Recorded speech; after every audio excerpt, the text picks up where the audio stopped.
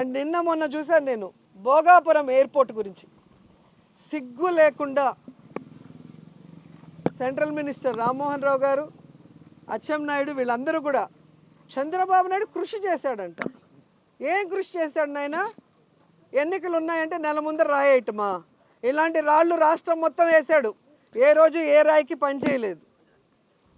జగన్మోహన్ రెడ్డి అక్కడికి వెళ్ళి land acquisition చేయటం కానీ, అక్కడున్న రైతులకి కాంపన్సేషన్ ఇచ్చి పునరావాసం కల్పించడం దగ్గర నుంచి దానికి అమౌంట్ని కేటాయించి దాన్ని శరవేగంగా పనులు చేయించడం అనేది అందరూ గమనిస్తున్న విషయం. అండ్ సాక్షాత్తు జిఎంఆర్ హెడ్ మల్లికార్జున్ గారు చెప్పారు కదా, ఆ రోజుల్లో వైఎస్ఆర్ గారి చేతుల మీదుగా శంషాబాద్ ఎయిర్పోర్ట్ కట్టాను, ఈరోజు ఆయన కొడుకుల చేతి మీదుగా భోగాపురం ఎయిర్పోర్ట్ కడుతున్నా, నాకు చాలా హ్యాపీగా ఉంది అని. ఇంత స్పష్టంగా వాళ్ళు పబ్లిక్గా మీటింగ్స్లో చెప్పిన దాన్ని ప్రజలు వినలేదనుకున్నారా, చూడలేదనుకున్నారా, లేదా మతిమరుపులు ప్రజలకు అనుకున్నారా? సిగ్గు లేకుండా అబద్ధాన్ని చెప్తున్నారు.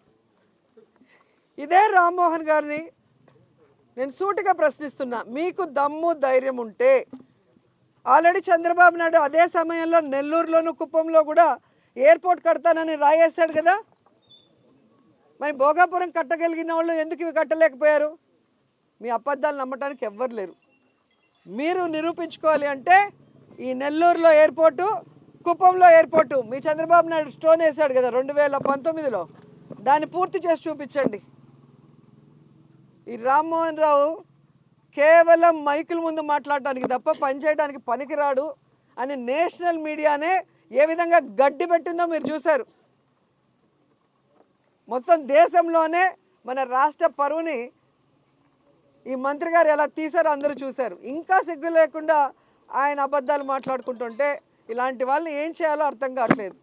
నాకు తెలిసి విదేశాల్లో అయితే ఇలా తప్పుడు వాగ్దానాలు చేసే వాళ్ళని, అబద్ధపు మేనిఫెస్టోలు ఇచ్చే వాళ్ళని, ప్రజల్ని మోసం చేసే వాళ్ళని ఎత్తి లోపలేస్తారు జైల్లో.